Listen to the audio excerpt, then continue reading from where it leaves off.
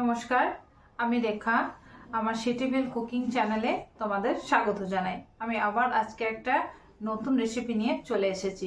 তো রেসিপিটা কি সেটা একটু বলে নিই। নবাবী ভেজিটেবল রাইস। তো সেটা বানানোর জন্য কি কি লাগবে একটু দেখে নাও। এই যে বাসমতি রাইসটাকে আধ সিদ্ধ করে রেখে জল ঝরিয়ে রেখেছি। আর মশলাগুলো একটু দেখিয়ে দিই।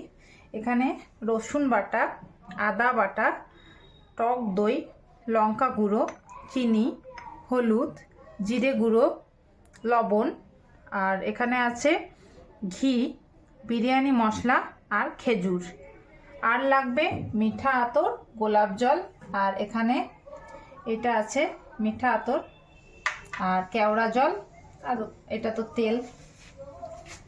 আর এখানে সবজিগুলো বলে দিই।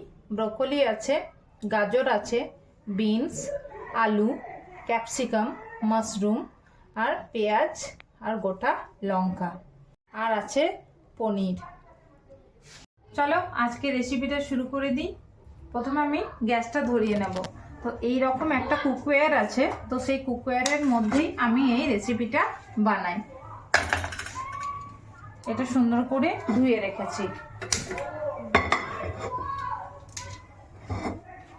গরম হয়ে গেছে পাত্র, এবার আমি এর মধ্যে তেল দিয়ে দেব। তেল গরম হয়ে গিয়েছে, আমি প্রথমে মাশরুমগুলো দিয়ে ভেজে নেব।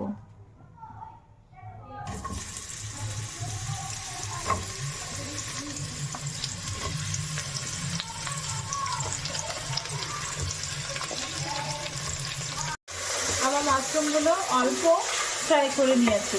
এবার আমি এর মধ্যে দিয়ে দেব এখানে কেটে রাখা বিনস আর গাজর।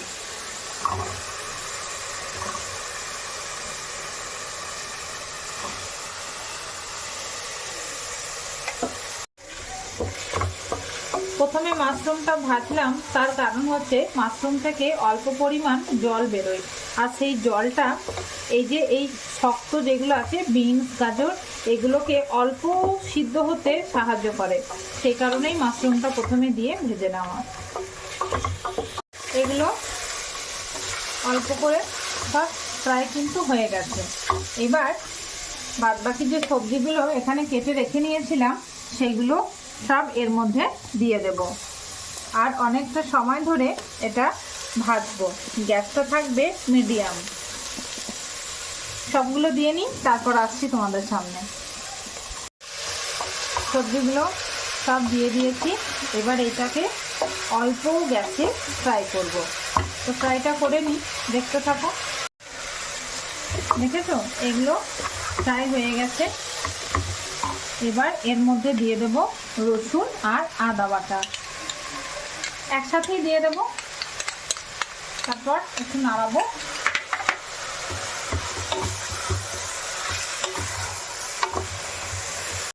আদা রসুনটা এর মধ্যে সুন্দর করে এই সবজিগুলোর সাথে মিশিয়ে নিয়েছি। দেব জিরে গুঁড়ো, সব একসাথে সবজির মধ্যে মশলাগুলো দিয়ে দেব। হলুদ, লবণ। আমি কিন্তু একটা কথা সবাইকে বলে রাখছি, তোমরা কিন্তু পরিমাণ মতো দেবে। আমি কিন্তু যতটা বানাচ্ছি রাইস, আমি সেই পরিমাণ মতো কিন্তু এইগুলো নিয়েছি। লবণ, হলুদের, এই লঙ্কা গুঁড়ো দিয়ে দিলাম। এবার আমি এটা সুন্দর করে কষিয়ে নেব। কষিয়ে নিয়েছি। এবার দেব বিরিয়ানি মশলাটা আর দই।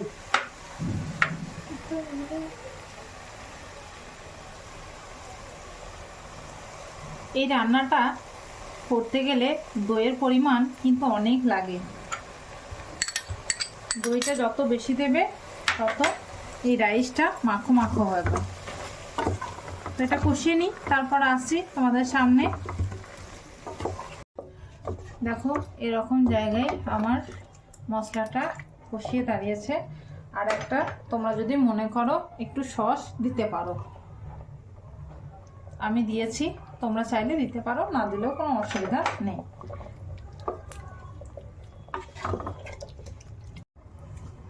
এই লিডটা আমি খুলে নিলাম। এবার এর মধ্যে আমি অ্যাড করব খেজুর,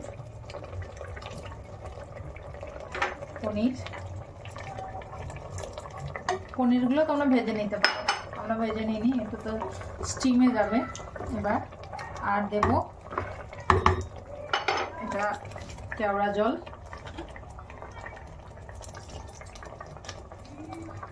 গোলাপ জল অল্প একদম, আর মিঠা আতর।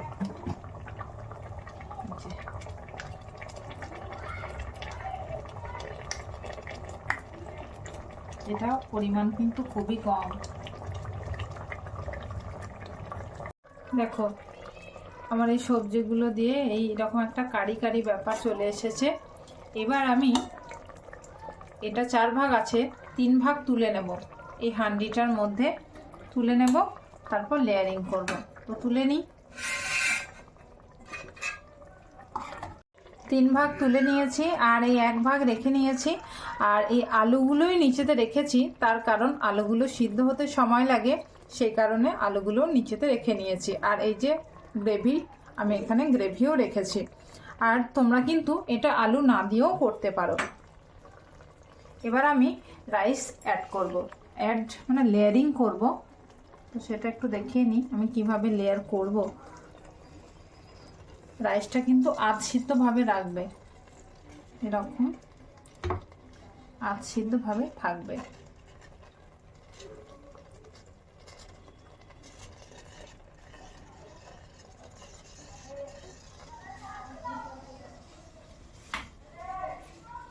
এবার এখানে যেটা তুলে রেখেছিলাম সেটা এর মধ্যে দিয়ে দেব, সুন্দর করে লেয়ার করে দিয়ে দেব।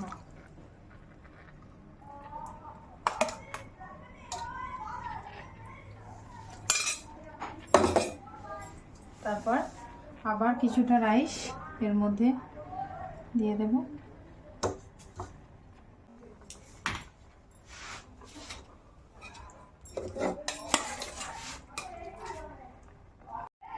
আমার লেয়ারিং কিন্তু কমপ্লিট হয়ে গিয়েছে আর আমি অল্প পরিমাণ জল অ্যাড করেছি।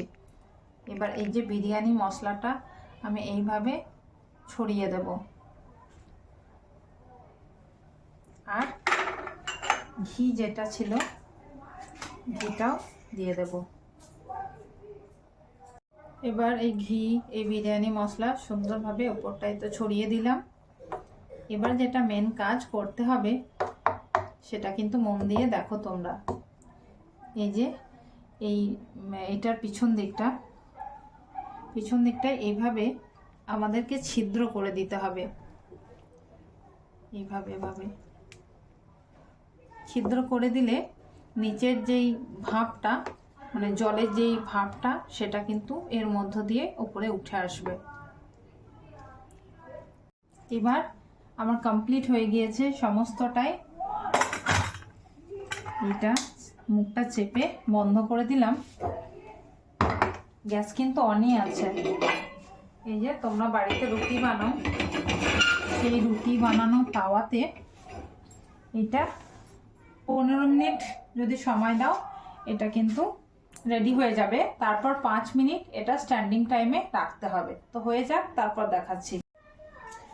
তো 20 মিনিট হয়ে গেছে, তারপর আবার কিচেনে চলে এসেছি। দেখো এরকম ব্যাপারটা হয়েছে, আমি একটু দেখাই তোমাদেরকে।